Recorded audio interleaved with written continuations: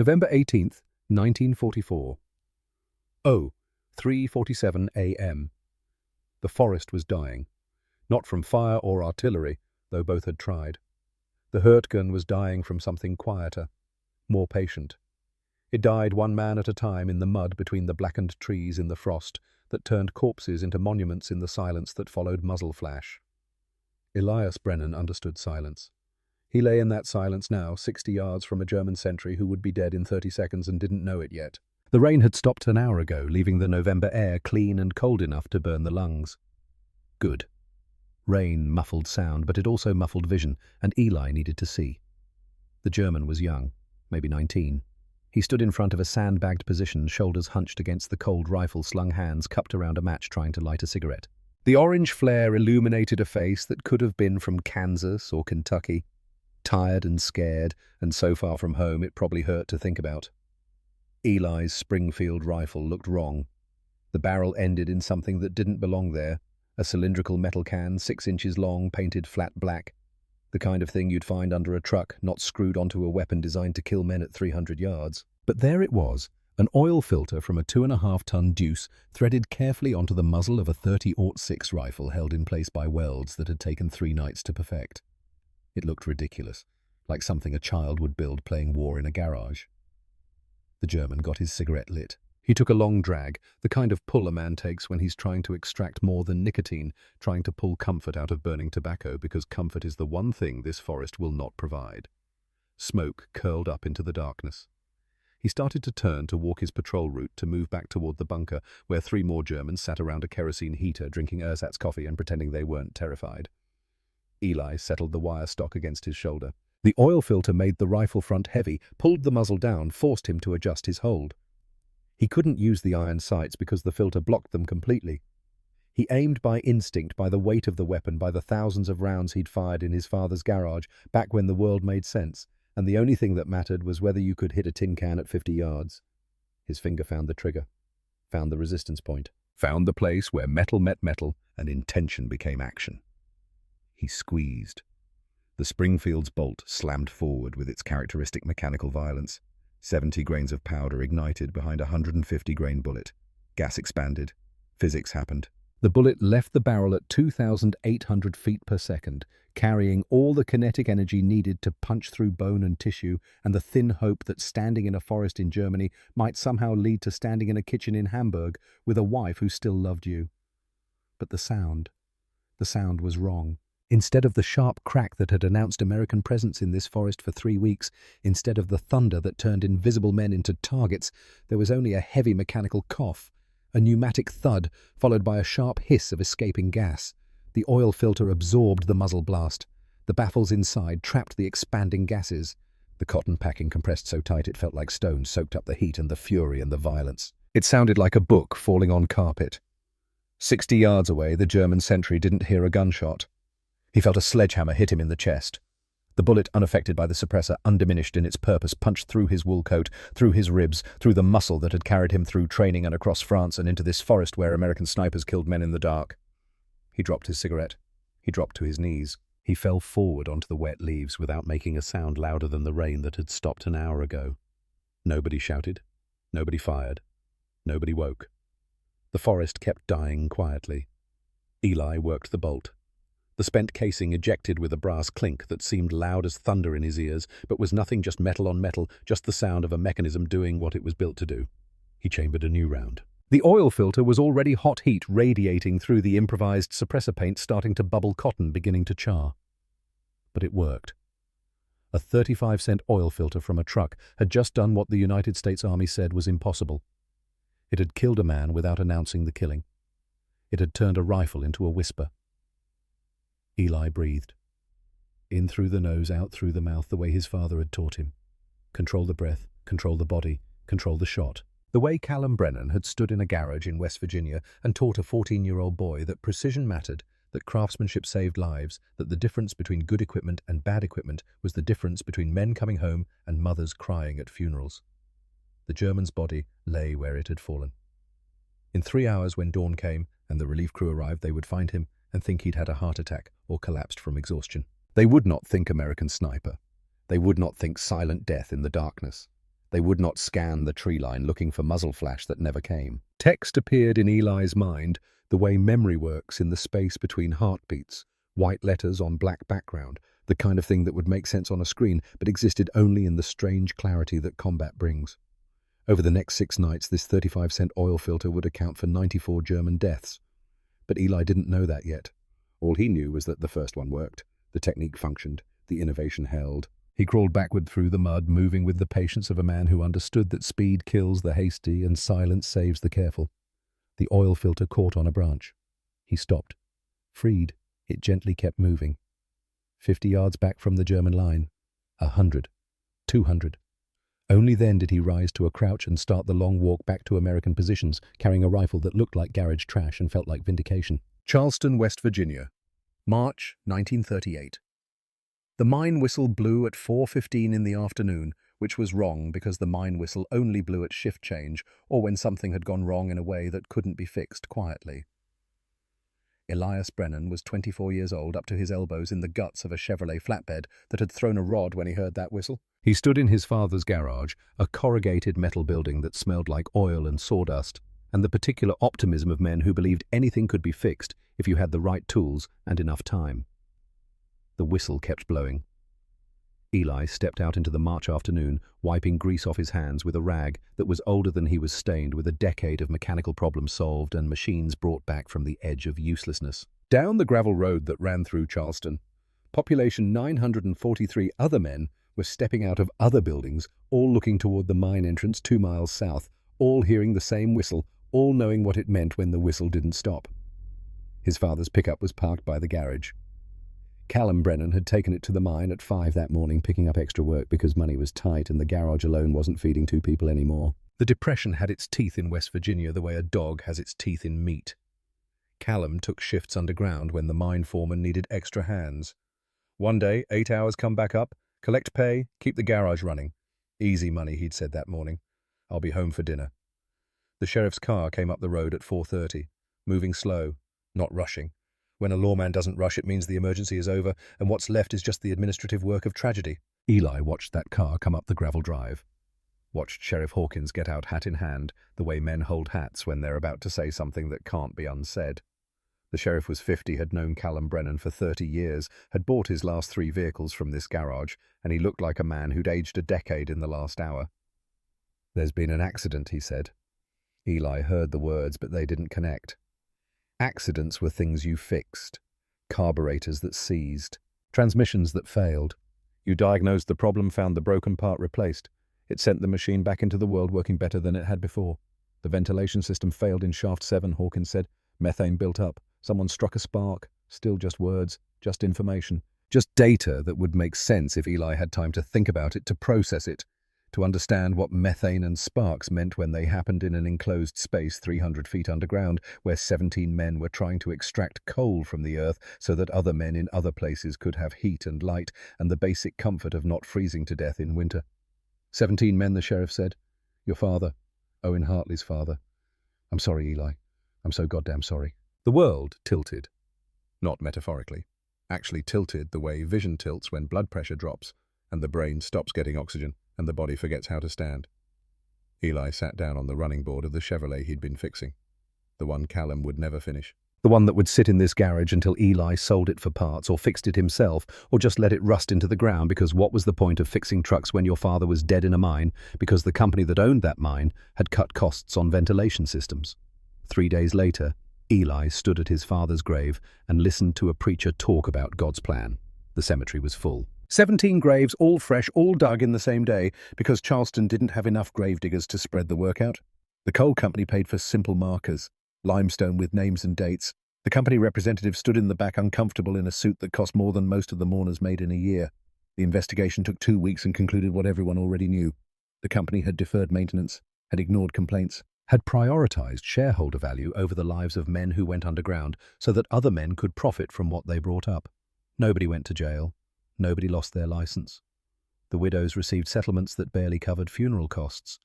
Maeve Hartley, who'd lost her husband in the same explosion that killed Callum, received $400, and the understanding that she'd be raising 6 children alone on whatever charity the town could spare. Eli inherited the garage and a lesson that would calcify into conviction: bad equipment kills men. Good equipment saves lives. If the people in charge won't provide good equipment, somebody else has to build it. He kept the garage running, fixed tractors for farmers who paid in eggs and vegetables, repaired trucks for the coal company, even though it burned him every time to take their money, to know that the profit from his labor went into the same pockets that had decided his father's life wasn't worth the cost of maintaining a ventilation system. 4 years. 4 years of keeping Callum's reputation alive, of being the son who honored his father by doing the work the way his father had taught him. Precision, craftsmanship. Never give up on a problem just because the solution isn't obvious. In 1941, he married Nora Parker. Schoolteacher from 2 towns over, 26 years old, dark hair, and the kind of stubborn kindness that saw past the grease under Eli's fingernails to the decency underneath. They were married in October, had 4 months of normal life, 4 months of coming home to a warm house and a wife who smiled when he walked through the door. Then December 7th happened, and normal life became a thing that used to exist. Pearl Harbor turned the whole country into a different version of itself.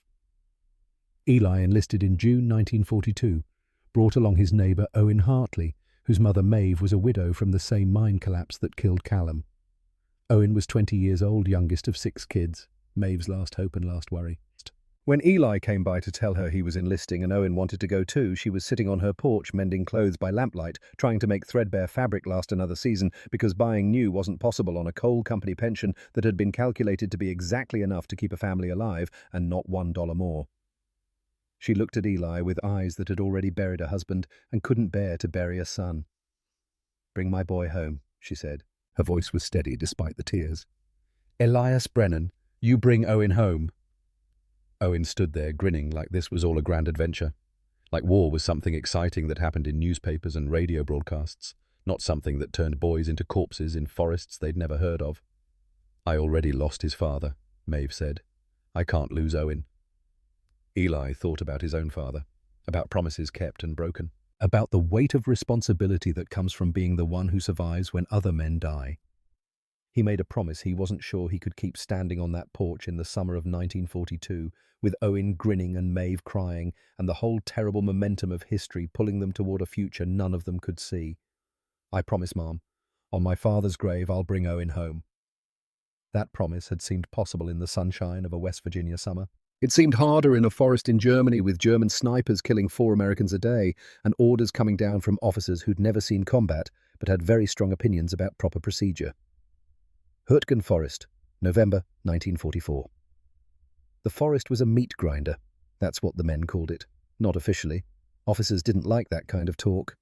It was bad for morale, they said, as if pretending the Hurtgen wasn't devouring the 28th Infantry Division would somehow make it less true. 33,000 American casualties in a forest that stretched 12 miles in terrain that negated every advantage the American army possessed. Tanks couldn't maneuver in the dense trees. Artillery couldn't target what it couldn't see. Air support couldn't bomb what was hidden under triple canopy. What worked in the Hurtgen was small unit tactics, infantry fighting infantrymen with rifles, killing other men with rifles, and whoever saw first lived while the other died. The Germans saw first. Elias Brennan arrived in the Hurtgen in early November as part of the 28th Infantry Division's support company. He was a sergeant by virtue of being 30 years old and knowing more about engines than anyone else in the unit. He ran the motor pool kept vehicles running despite mud and cold and the general chaos of trying to fight a war in a forest designed by God to kill soldiers. Nobody wrote home about the men who changed oil and replaced spark plugs. But armies move on wheels, and wheels need mechanics. Owen had come through Normandy without a scratch. 22 years old, still grinning, still treating the war like an adventure that would eventually end with him going home to marry the girl who wrote him letters twice a week. He'd been assigned to a rifle company, saw combat, earned his combat infantryman badge, came back from patrols with the kind of stories that seemed exciting, until you noticed his hands shook when he told them. November 14th. Owen's patrol got hit. Not by artillery, not by machine gun, by a sniper nobody saw. The round came out of nowhere, missed Owen's head by 3 inches, carved a groove across his helmet that left his ears ringing for 2 days. The man behind him, a private from Ohio named Martinez, took the next round through the throat and died before the medic could reach him. That was kill number 18 for the German sniper operating in the 28th Division's sector. Intelligence knew because they'd been counting, Because 18 dead Americans in 5 days meant there was someone out there who was very good at their job and very dedicated to it. The division couldn't find him. Patrols went out, counter-sniper teams tried to set up. Nothing worked. The German fired from different positions, never stayed in one place long enough to be triangulated, understood the forest better than men who'd been fighting in it for weeks. November 17th. The count reached 23. 23 Americans dead from a single rifle. Martinez, Rodriguez, Williams, Jefferson, Kowalski. Names that would go in casualty reports, bodies that would go in graves, mothers who would get telegrams that started with, "The Secretary of War regrets to inform you." Colonel Marcus Webb called Eli into his office on the evening of November 17th. Webb was 48 West Point career officer who believed in regulations until regulations got his men killed, at which point he believed in results. "Sergeant Brennan, we have a problem." "Yes, sir. German sniper in our sector. 23 confirmed kills in 5 days. We can't find him. Can't kill him. Can't stop him." Webb looked at Eli with the kind of tired frustration that comes from sending men into a forest and getting back corpses. "Your motor pool is in the rear. You've got tools, materials, time to think. I need you to think about this problem. Sir, I'm a mechanic, not infantry. You're a man who fixes things that are broken. This situation is broken. Fix it." How Sir Webb leaned back in his chair. "I don't know. That's why I'm asking you. Standard tactics aren't working. Maybe non-standard tactics will. You have full access to any equipment you need. Just stop this bastard before I lose another man." Eli left that meeting thinking about oil and engines and the way sound works when you give it somewhere to go besides straight into the air. He'd been working on a deuce and a half that afternoon replacing an oil filter, and something about the cylindrical shape, the baffles inside, the way it trapped and absorbed had stuck in his mind. An engine is a controlled explosion. Fuel burns gas, expands, drives a piston. The exhaust that comes out is hot and loud and violent. A muffler works by trapping that exhaust, letting it expand slowly, cooling it, breaking up the pressure wave. A rifle is also a controlled explosion. Powder burns gas, expands, drives a bullet. The exhaust that comes out is hot and loud and violent. Eli walked to the scrap pile behind the motor pool. Every military installation has a mountain of broken equipment too damaged to fix, but too valuable to completely discard. He dug through twisted metal and cracked engine blocks until he found what he was looking for. A used oil filter from a 2.5-ton truck. 6 inches long, 4 inches in diameter, the outside dented and paint flaking, but the internals intact. Mesh baffles in decent shape. Cotton packing compressed and oil soaked, but still there, still functional. He carried it back to his workbench and spent the next 3 days building something that would either revolutionize warfare or blow up in his face. The test. November 17th. The firing range was just a clearing behind the motor pool, some wooden posts set up as targets, the kind of place soldiers went to zero their rifles or blow off steam by shooting at nothing in particular.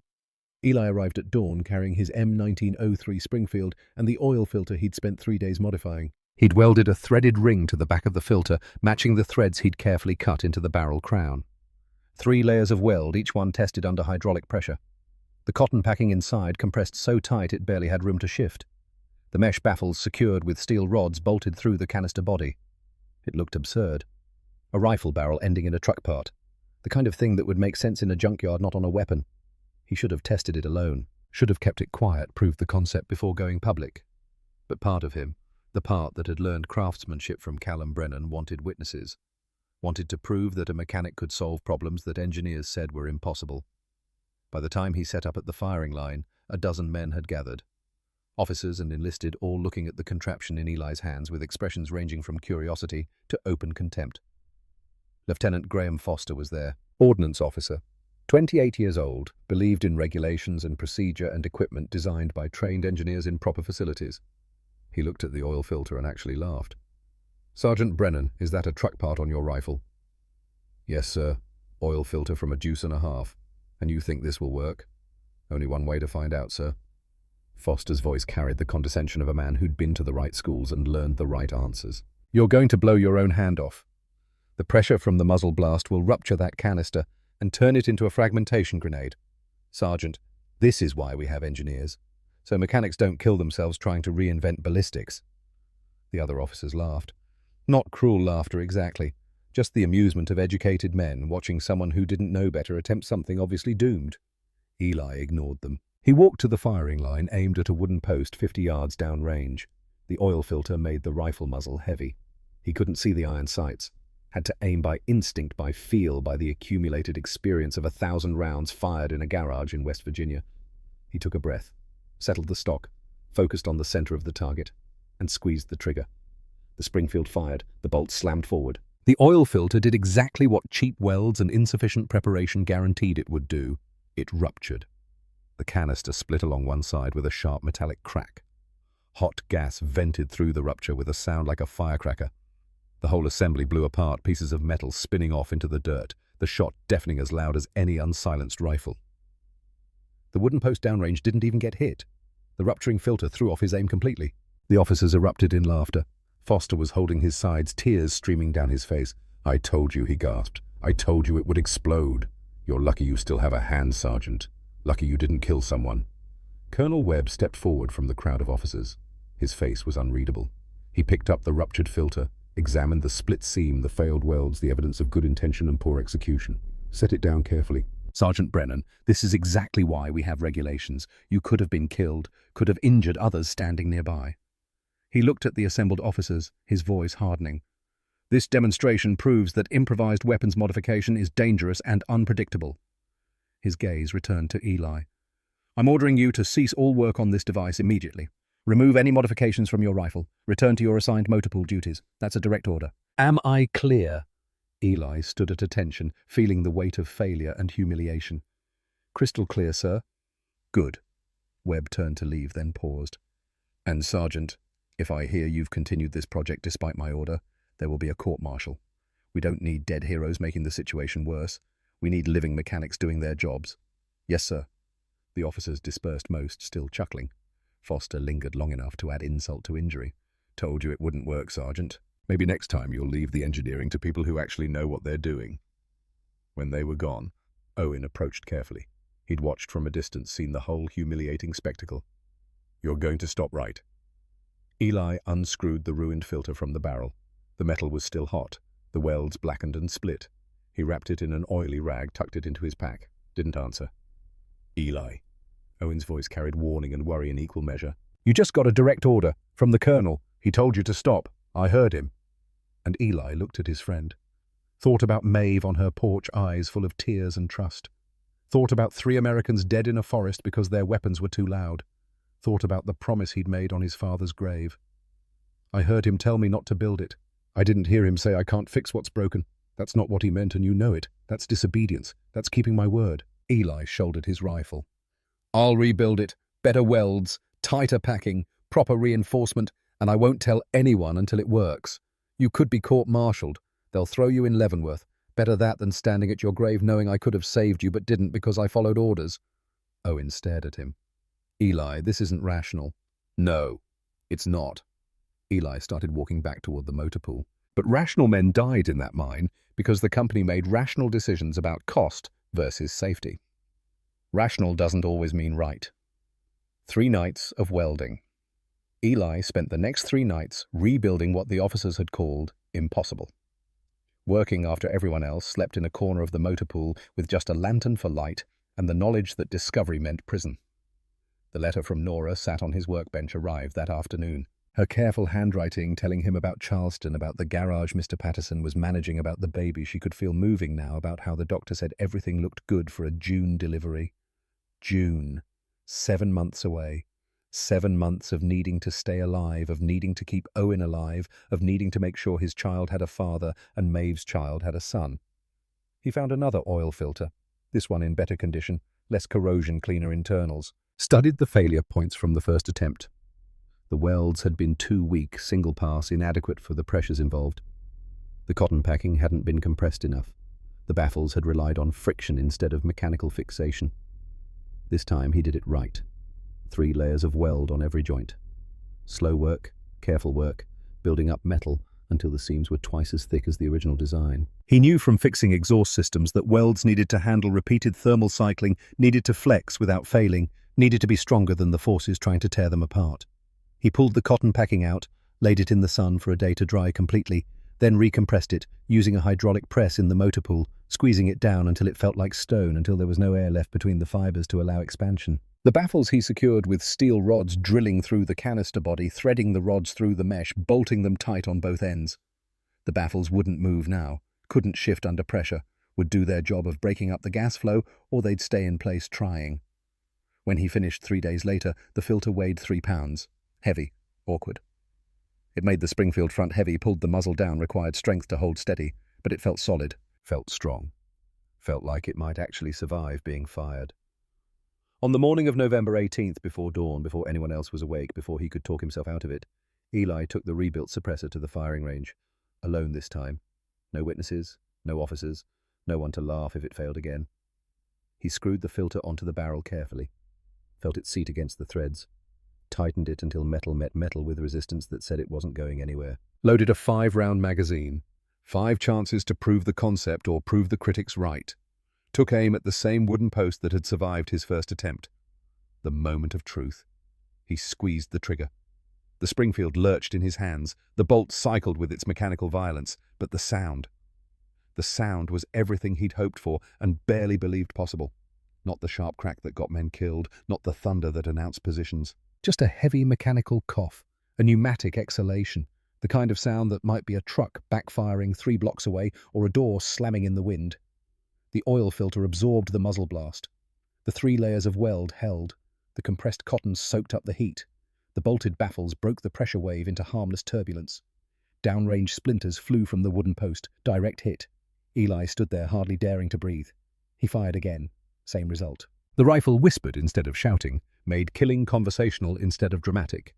He fired 3 more rounds. The filter got hot smoke rising from the vents he'd drilled in the sides. Paint bubbled, metal expanded, but the welds held, the structure held, the impossible held. It worked. Owen appeared at his elbow, making him jump. Eli hadn't heard him approach, hadn't been aware of anything except the rifle and the target and the mathematics of success. "How long have you been standing there?" "Long enough." Owen stared at the smoking filter. "Long enough to see that it works." "Yeah." Eli couldn't keep the satisfaction out of his voice. "It works. You disobeyed a direct order.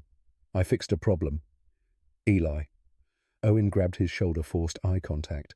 "Webb will court-martial you if he finds out. You know that, right? Only if I fail." Eli unscrewed the filter, let it cool, examined the welds. Still intact, still solid. "If I succeed, if this saves American lives, Webb will have to acknowledge that results matter more than regulations." "That's a hell of a gamble." "It's not a gamble. It's a certainty." Eli wrapped the filter in canvas. 23 men are dead. More dying every day. Standard equipment isn't working. This works. The math isn't complicated.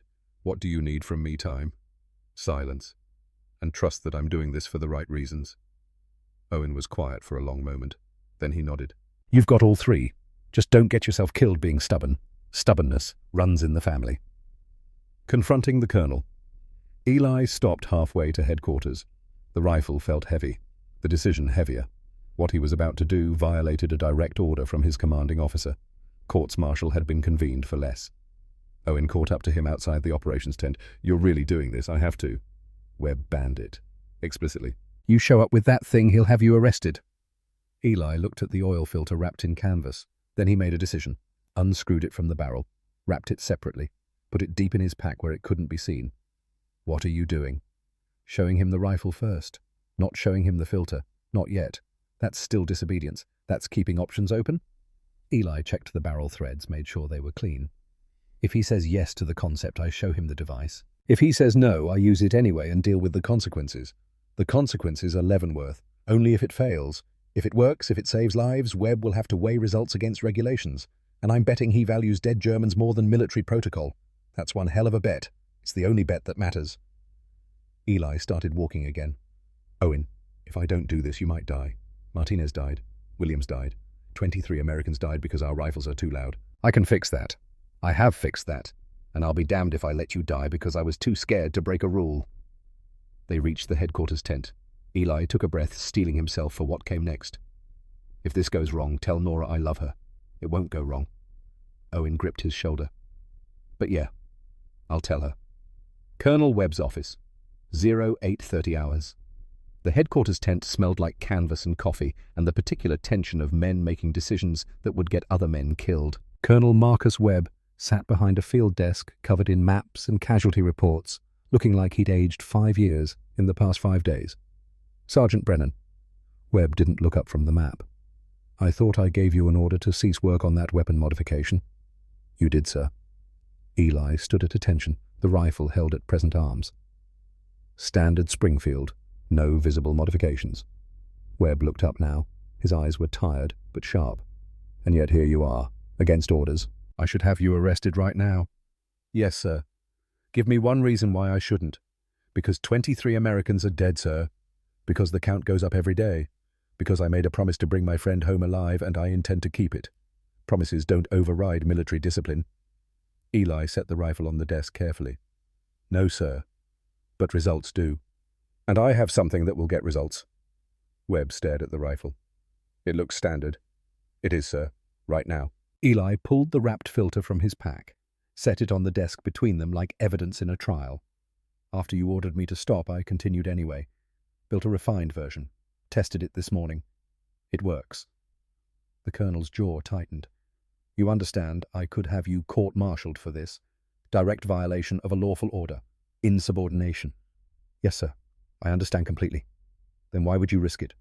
Because you told me to fix the sniper problem, sir. You said standard tactics weren't working. You said you needed non-standard solutions. Eli unwrapped the filter. This is that solution. I just had to disobey you to build it. Webb picked up the filter, examined the triple welds, the bolt reinforcements, the evidence of careful engineering. This is different from the one that exploded. 3 times stronger welds, compressed cotton packing, bolted baffles. I fixed everything that failed the first time. You tested it. 15 rounds. 0 malfunctions. Sound reduction approximately 70%. Makes it possible to fire without revealing position. The colonel was silent for a long moment. Outside, the sounds of the camp filtered in. Engines running. Men preparing for another day of dying in a forest that didn't care about courage or cowardice, just about who saw who first. Finally, Webb spoke. Sergeant, what you've done is insubordination. By every regulation in the manual, I should convene a court-martial immediately. Have you arrested? Make an example. He paused. Set the filter down. But I'm not going to do that. You know why, no, sir? Because you're right. 23 dead Americans matters more than my ego. Results matter more than regulations. If this device works in combat, if it saves lives, then I don't care that you disobeyed me to build it.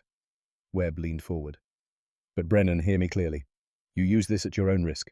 No official authorization. No support if it fails. You're operating outside military protocol. If something goes wrong, if this thing malfunctions and kills you or anyone else, this conversation never happened. Understood. Understood, sir. You work alone. You don't involve other soldiers. You conduct operations only at night, only against verified German positions. You report kills to intelligence, but you don't discuss methodology. Clear crystal, sir. And one more thing. Webb's voice went hard as iron. If you ever disobey another direct order for any reason, I will personally ensure you spend the rest of this war in a cell. I'm giving you latitude because the situation is desperate. Don't mistake latitude for permission to ignore all authority. I won't, sir. Good. Webb stood. Now get out there and kill that German bastard. And Brennan, be careful. We can't afford to lose our only mechanic who thinks like an engineer. Night 1, November 18th, 03:30 hours. The forest at night was a country of its own. Not Germany, not America. Some third place where normal rules suspended and only physics and fear remained constant. Eli moved through it alone, carrying the Springfield with its impossible modification, carrying 5 loaded magazines, and the knowledge that the next 6 hours would prove Webb right, or prove everyone else right. He'd studied the pattern. 24 Americans dead in 6 days meant the German sniper was using a corridor about 400 yards from American lines, a gap where the trees thinned and movement became possible. The sniper had to return to German positions eventually, had to sleep, had to eat, had to cross ground that could be watched. Eli positioned himself overlooking that corridor at 3:30 in the morning, 2 hours before dawn, in a hide he'd prepared the previous afternoon. Just a depression in the ground covered with fallen branches offering concealment and a clear field of fire. The oil filter was screwed tight to his barrel. He'd brought 2 spares in his pack. Each filter was good for about 50 rounds before the cotton burned out. 50 rounds was 49 more than he needed if the theory was correct. He waited, breathing slowly, keeping his heart rate down. The cold seeped through his uniform, but he didn't move. Movement meant visibility, meant death. At 3:47, the first German appeared. Just a shape moving through the darkness, hunched against the cold, rifle slung, not expecting contact because this was German territory, safe ground where soldiers went when the killing was done. The German stopped to light a cigarette. The match flared orange, illuminated a young face, 19, maybe 20, tired, human. Eli settled the scope, controlled his breathing, squeezed. The rifle whispered its deadly truth. The German's cigarette fell from nerveless fingers. He collapsed without a sound louder than wind through branches. Nobody shouted. Nobody returned fire. Nobody knew. At 4:15, 2 more Germans came through the corridor, moving together, talking in low voices, relaxed. Men heading home after a shift. Eli took them both. 2 shots, 2 bodies. The forest stayed silent. At 5:32, movement again. Different this time. A man moving with controlled precision, scanning his surroundings, carrying his rifle ready. Professional. Dangerous. Possibly the sniper. Eli tracked him through the scope. 80 yards. The shot was harder. Moving target. Longer range. Wind picking up as dawn approached. He led the target. Accounted for movement. Accounted for drop. Fired. The German stumbled, caught himself, spun toward where the shot had come from, rifle coming up, impressive reaction time. But there was no muzzle flash to target. The oil filter had eaten it. And while the German was processing that impossibility, Eli's second round took him in the chest and dropped him. 4 bodies. Dawn approaching. Eli waited until full light, watching to see if anyone came looking. No one did. The Germans would find their missing men eventually, but for now they were just absent from roll call, lost, maybe deserted. Maybe dead from something other than American rifles, because American rifles were loud and no one had heard shots. He crawled backward out of his hide, moved slowly. Took an hour to cover 200 yards back to American lines. The oil filter was hot, but intact. Paint scorched. Cotton inside partially burned. But the welds held. It had done exactly what he'd built it to do. Colonel Webb found him by the coffee pot at 0700. Intelligence reports 4 German bodies discovered in Sector Baker. All shot, all in the corridor we discussed. His voice was neutral, but his eyes showed satisfaction. You know anything about that, Sergeant? I was in position overlooking that area from 0330 to 0600, sir. 4 confirmed kills in one night. We haven't managed that in the entire past week. The weapon functioned as designed, sir. Webb looked at the scorched filter Eli was in the process of unscrewing. How many rounds? 7, sir. 4 kills with 7 rounds. And the filter? Still functional. I estimate another 40 rounds before replacement needed. Webb nodded slowly. German sniper activity has been concentrated in that sector. Intelligence thinks their specialist operates from there. If you can get him, we might break their hold. I'll need more nights, sir. Establish pattern. Make them predictable. You have as long as you need. Just bring results. Night. 2. November. 19. Eli changed position. Same corridor, different angle. The Germans would find their dead. Would realize something was hunting them. Would become cautious. Caution made men predictable. At 03:15, a single German came through, moving carefully, aware something was wrong. Eli let him pass. One target wasn't worth revealing position. At 0406 Germans appeared, moving in a group, safety in numbers. They'd learned solo movement was dangerous without knowing why. 6 targets. Eli had never engaged multiple enemies simultaneously, but they were bunched up, offering concentration he might never see again. He took the trailing man. The rifle breathed death. The German fell silently. His companions kept walking, not noticing in the dark. Eli chambered around, took the second from last. Another whisper. Another body. Now they noticed. Turned. Saw 2 friends down. Didn't understand. No shots. No visible threat. They panicked, scattered, ran for the trees. Eli worked methodically. Point, fire, chamber, point, fire, chamber. The Springfield became extension of will. The oil filter turned violence into conversation. 6 bodies when the shooting stopped. His magazine empty. Shoulder aching from recoil. The filter glowing faintly in darkness, hot enough to scorch wood. He reloaded. Waited. Nobody came to investigate because nobody had heard anything worth investigating. At 0530, he saw the professional again. Older than the others. Moving with the precision of someone who'd survived long enough to learn lessons. Scanning the forest. Understanding something was wrong. This might be the sniper. Eli tracked him. 90 yards. Edge of effective range with reduced velocity. The German knelt, examined the ground-studded footprints. Smart. Dangerous.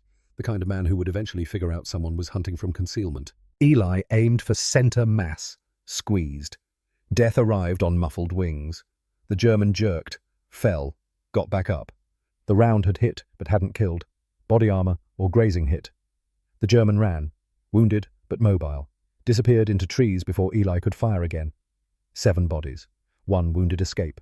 The Germans would find 7 dead and 1 survivor with stories about silent death. Stories that sounded like madness but had bodies to prove them. Colonel Webb intercepted him at breakfast. Intelligence intercepted German communications. They're calling it der Ölgeist, the oil ghost. They think you're some kind of demon. Eli sipped coffee.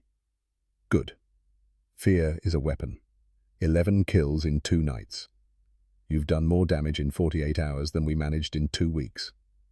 Night 3, November 20. Word spread through the American camp. Not officially. Soldiers talk. The motor pool guys knew Eli was doing something, taking his rifle out at night, coming back with empty magazines and burnt filters. They didn't know details, but they knew results. German casualties spiking. American casualties in Sector Baker 0.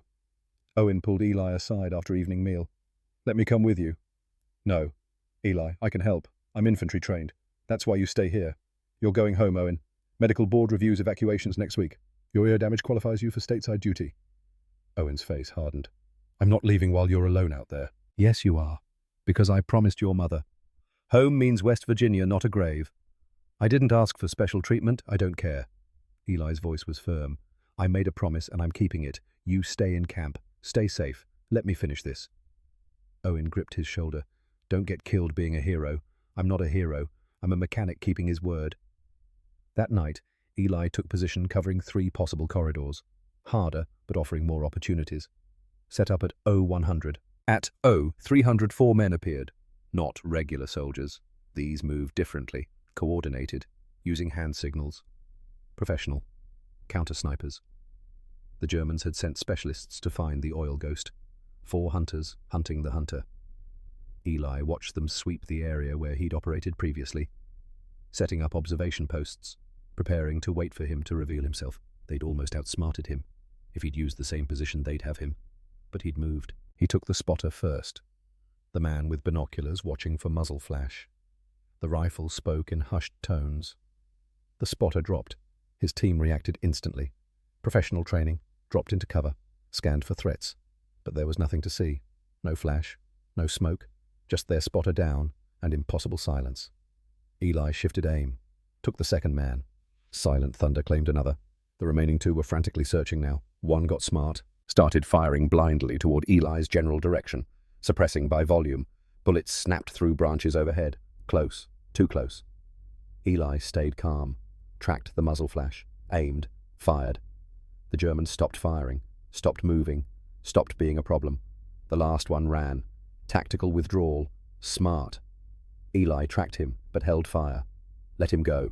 Let him report that something impossible was happening. Let the fear spread. 14 total kills over 3 nights. The filter was dying, barely functional cotton completely burned. But tomorrow everything would change. Because the Germans were sending their best. A man named Klaus Richter. Night 4, November the 21. The duel.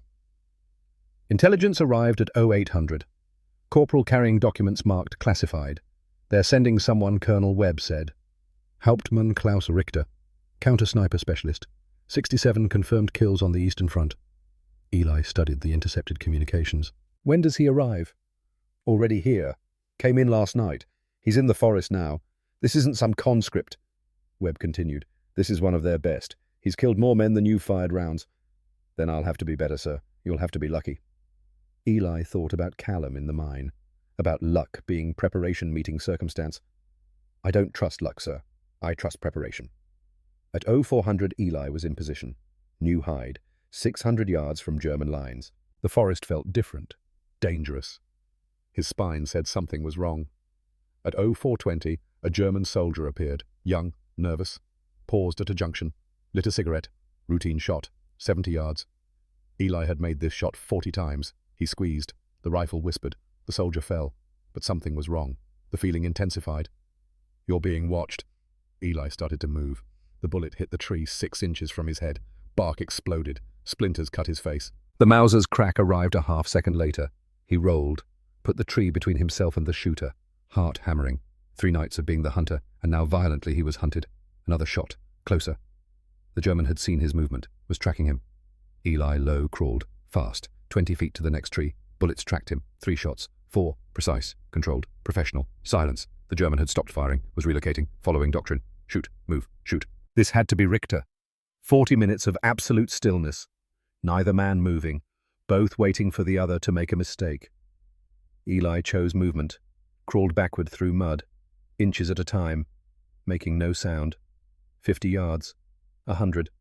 Far enough that triangulation was useless. Found new cover. A fallen log. Settled in to wait. At 0500 he saw him. Just a shadow, moving between trees with fluid precision. Richter was hunting the area where Eli had been. Eli tracked him through the scope. 200 yards. Edge of effective range. The shot was possible but not guaranteed. Miss and he'd reveal position. He aimed, started to squeeze. Richter dropped flat a half-second before Eli fired, like he'd sensed it, like some sixth sense screamed danger. The bullet passed through empty air. Richter rolled, came up firing, aimed at Eli's residual muzzle smoke. 3 rounds, fast, accurate.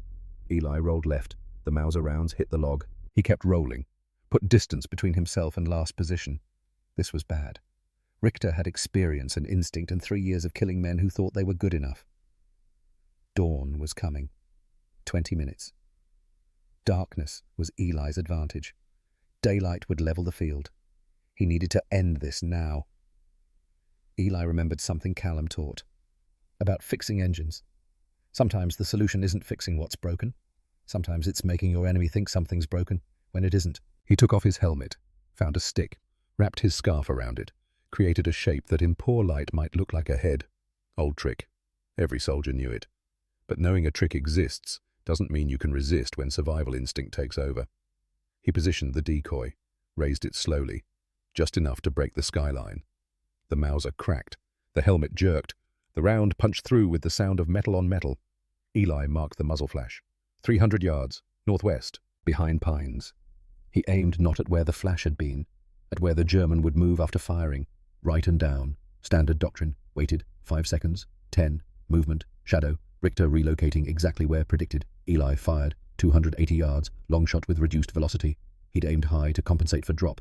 The German jerked, spun, fell, hit. Eli worked the bolt, scanned through scope. Richter was down but moving, crawling. The round had hit but hadn't killed. Body armor or grazing wound. Richter made it to cover. Disappeared. This could continue for hours. Both men wounded, both stubborn. But Eli had something Richter didn't. A promise to keep. A friend counting on him. A wife waiting at home. A child he'd never met. He did something stupid. Stood up. Walked toward Richter's position. Not running, not charging. Just walking. Rifle ready. Making himself a target. Richter took the bait. Rose from cover. Brought his Mauser up. 2 professionals. 50 yards apart. Dawn breaking. About to find out who was faster. Eli fired first. Richter fired simultaneously. Both rounds found targets. Richter's shot hit Eli in the shoulder. Punched through muscle. Spun him. Pain like fire. Eli's shot hit Richter's center mass. No armor at this range could stop 30-06. The German fell. Didn't move. Eli staggered. Sat down hard. His shoulder was bleeding. Not arterial, not fatal, but bad. Shock was coming. He looked at Richter's body. Should check it. Should confirm. Instead, he stumbled toward American lines. Each step harder. The rifle weighed 100 pounds. The oil filter still smoking. He made it 200 yards before his legs gave out. Sergeant Victor Romano's patrol found him at dawn, unconscious in mud, bleeding from the shoulder, clutching his rifle. Romano checked the wound. Through and through. Clean. Lucky. Got him on a stretcher. Got him moving. Colonel Webb met them at the motor pool. What happened? Romano looked at the rifle, at the scorched filter, at blood and mud. Found him 200 yards out. Wounded. Looks like you mixed it up with someone. The German sniper. Don't know yet, sir. Webb looked at Eli. Get him to medical. And someone check the area. If there's a body, I want it confirmed. Field hospital. Eli woke to white canvas and antiseptic smell and pain in his right side. The medic was a captain. 40. Experienced. You're lucky, Sergeant. Through and through. Missed bone. Missed major vessels. You'll have a scar, but you'll keep the arm. The German. They found him. Dead. 300 yards from where we found you. Hauptmann Klaus Richter. Counter-sniper specialist. 68 confirmed kills before you made it 69. Eli closed his eyes. relief and exhaustion, and emptiness that comes after killing a man doing his job same as you. Colonel Webb wants to see you. Tell him I'll be there in an hour. You'll be here 3 days minimum. Can't. Job's not done. Sergeant, you killed their best shooter. You've accounted for 41 deaths in 4 nights. Not enough. Not until Owen's on a ship home. Night 5, November the 22. Owen's wound. They told Eli to stay in bed. Told him the wound needed rest. Told him infection was real and moving was stupid. He went hunting anyway, the arm in a sling, bandages tight. Pain managed by whatever they'd given him that made the world fuzzy but didn't stop him seeing through a scope. Owen found him at the motor pool at 0100. You're supposed to be in hospital. Job's not finished. Eli, you got shot. I need 4 more nights. Medical board reviews your case on the 27th. I need you alive until then. Let me come with you. No. Eli's voice was final. I need you here. Safe. They stared at each other. Brothers in everything but blood. Owen broke first. If you die out there, I'm telling Nora you were too stubborn. Tell her from West Virginia, not from a telegram office. At 04:15:6, Germans came through the corridor, moving tight, scared. You could see it in their body language. Eli took them methodically. 1, 2, 3. The Springfield whispered its deadly count. 4, 5, 6. When it was over, 6 bodies lay in the corridor. His shoulder was screaming, bandages seeping red. He'd torn something. Didn't matter. The job was done for tonight. He crawled back, made it halfway before the world started spinning. 3/4 before vision tunneled, all the way before he collapsed. The patrol found him at 0600, unconscious, bleeding, rifle clutched in his good hand. Romano looked at the medic. How is he even walking? Stubbornness or insanity? Probably both. The captain took one look at the reopened wound. 3 days, I told you. Job's not done. The job is going to kill you. Eli looked at the canvas ceiling. Better that than living knowing I broke my word. Night 6, November 23rd, the final hunt. The hospital discharged him on the 23rd, not because he was healed, because Webb signed an order saying Sergeant Brennan was needed for essential duties. Eli reported to Webb's office at 1400. You look like hell, Sergeant. Feel worse, sir. Medical says you're at 50%. Good thing I'm not doing combat. Just shooting. Webb slid a folder across. Intelligence summary. German casualties in our sector 76 confirmed through body recovery. Actual count estimated at 94 when including wounded who died later and bodies not yet recovered. 94, sir. Captured German documents confirm it. Their casualty reports show additional wounded died of wounds matching your operational timeline. Eli absorbed that. 94 men. 94 sons and brothers and fathers who wouldn't go home because a mechanic from West Virginia had built something from garbage. The Germans are requesting permission to withdraw. Webb continued. Morale is shattered. They think we have supernatural weapons. We do, sir. Innovation. It's called a mechanic who won't quit. Webb leaned back. You've done more than enough. You've broken their hold. You can stop now. Not until Owen ships out. That's tomorrow. Medical board approved his evacuation. He leaves at 0800. Relief. Pure and simple. 1 more night. 1 more hunt. Then Owen would be safe. 1 more night, sir. Then I'm done. All right. But Brennan, if you get killed tonight, I'm writing your wife that you died being unnecessarily heroic. Tell her I died keeping my word. She'll understand. At 0200, Eli took position for the last time. Same corridor, last oil filter. After tonight, he'd bury it with the others. At 0300, 12 Germans came through. Not soldiers, command staff, officers, relocating headquarters because staying in one place meant death. 12 men, the largest group, most dangerous. Eli took them methodically. 1, the rifle whispered. 2, a mechanical sigh. 3, silent thunder. By the 4th, they broke. Ran, abandoned discipline for survival. 4, 5, 6, 7, 8. The Springfield cycled. Brass ejected. Death arrived quiet. 9, 10, 11. The last man fell 50 yards from German lines, 50 yards from safety, close enough to see it. 12 bodies, 18 kills for the night, 94 total. The oil filter failed on the next shot. Not catastrophically, just stopped working. Cotton gone. Baffles destroyed.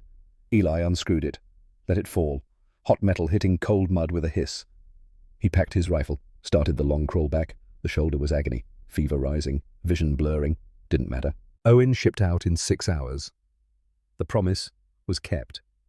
Dawn, November the 23rd. Owen found Eli by the motor pool at 0700, 30 minutes before transport. Eli was asleep on a crate, rifle across lap, oil filter in trash, looking 10 years older. Owen sat beside him. Didn't wake him, just sat in the dawn thinking about promises and friendship. Eli woke at 07:15, saw Owen, smiled despite pain. "You're still here.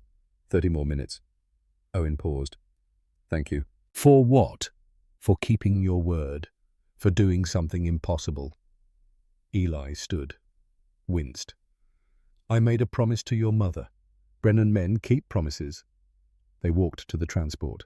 Other wounded loading. Men going home. Owen stopped at the tailgate.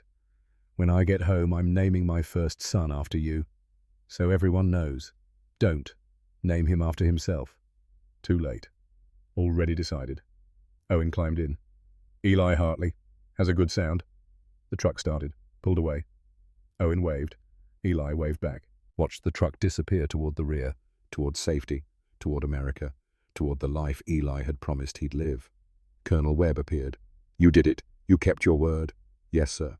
At considerable cost. Eli thought about Maeve's porch, about promises made and kept.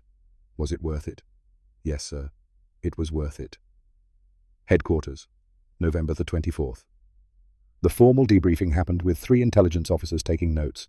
They wanted details, methodology, everything documented. Eli walked them through it. Oil filter selection, welding technique, cotton compression, effective range, sound reduction. 6 nights. 94 confirmed kills verified through German documents. 94, one officer repeated. In 6 nights. Average 15.6 per night. Math checks out, sir. Efficiency is remarkable. 94 kills with approximately 300 rounds. 31% hit rate. Ambush conditions, sir. Close range. Targets not expecting contact. Still remarkable. The officer made notes. The suppressor worked as designed. Better than designed. Flash reduction, 89%. Sound reduction, 73%. Extended operational security significantly, but not sustainable. 6 filters in 6 nights. 35 cents per filter, Eli said. Times 6. $2.10 total. Compare that to experimental suppressors costing $127. The room went quiet. Nobody had done that math. Webb leaned forward. "Gentlemen, Sergeant Brennan has demonstrated that innovation comes from necessity and soldiers understand problems better than engineers in laboratories." One officer spoke. "Colonel, we can't officially sanction unauthorized weapons modification. I'm not asking you to sanction it. I'm asking you to study it. Learn from it." "What about Sergeant Brennan?" Webb pulled out a folder. "I'm putting a notation in his file. Exceptional initiative and technical innovation under combat conditions." He looked at Eli. "That's as far as I can go officially. Unofficially, you saved at least 50 American lives." "Thank you, sir." "Don't thank me yet. Medical wants you evacuated. That shoulder needs surgery. When do I leave tomorrow?" "Same rotation as Hartley, 1 day behind." December 1944. Captured documents. Intelligence brought Webb documents on December 5th, captured from German command during withdrawal. Among casualty reports was a memo from Hauptmann Ernst Weber. Webb read it aloud to Eli. November 18 through 23. Unidentified American sniper. 94 confirmed casualties. No muzzle flash detected. No acoustic signature reported. Losses concentrated in Supply Corridor 3. Morale collapse in 2nd and 3rd companies. Recommend immediate sector withdrawal. If der Earlgeist encountered in future operations, advise tactical retreat rather than engagement. This enemy cannot be fought by conventional means. Der Earlgeist, Eli repeated. The oil ghost. They were terrified, Webb said. Thought you were supernatural. I'm just a mechanic who made a promise. You're proof that Americans adapt faster than enemies respond. That innovation wins wars. Webb pulled out another document. Aberdeen Proving Ground tested your technique. Results match your field data. 89% flash reduction. 73% sound reduction. Filter lifespan 45 to 55 rounds. So it works. It works. But too unreliable for standardization. They're using your data to develop purpose-built suppressors. Eli thought about that. His improvised solution becoming foundation for engineered systems. That's good, sir. Better they build something proper. The point is you proved the concept, showed it was possible. Webb closed the folder. Sometimes that's more important than perfect execution. May 1945. War's end. The war in Europe ended on May 8th. Victory, celebrations, the Third Reich defeated. Eli was in a rear motor pool when news came. Back to regular duties, fixing engines, changing oil. His shoulder had healed, left him with limited range of motion and a scar. The doctors said he was lucky. The letter from Nora arrived May 10th. Dearest Eli, the war is over. Come home. Margaret was born December 28th. She has your eyes and stubborn chin. She's waiting to meet her father. I'm waiting for my husband. Come home safe. All my love, Nora. December 28th. He'd missed it. Missed his daughter's birth by 5 months. Been in Germany while his wife gave birth alone. But he'd kept the other promise. Owen was home. Safe. Alive. Maeve had her son. One promise kept balanced, one broken. That's how Eli chose to see it. June 1945. Homecoming. The transport docked in New York June 3rd. Thousands of soldiers going home. Eli took a train to West Virginia. Arrived Charleston June 7th. Nora was on the porch, holding a 6-month-old baby with dark hair and eyes that watched everything with solemn intensity. Eli climbed the steps, dropped his duffel, looked at his daughter for the first time. Margaret stared back. This stranger in uniform, this man who was supposed to be important, but was just confusing. She's beautiful, Eli said, voice catching. I'm sorry I wasn't there. Nora pulled him close. You're here now. That's what matters. Inside, Eli held Margaret, felt her weight, felt her warmth, felt the future instead of death. She grabbed his finger, held tight. Welcome home, Nora whispered. Home.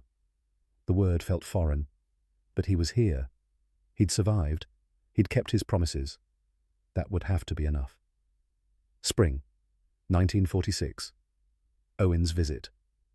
Owen came to visit in April, limping slightly from the wound, but healthy, whole, alive. They sat on Eli's porch drinking beer while Margaret chased fireflies. I got married, Owen said.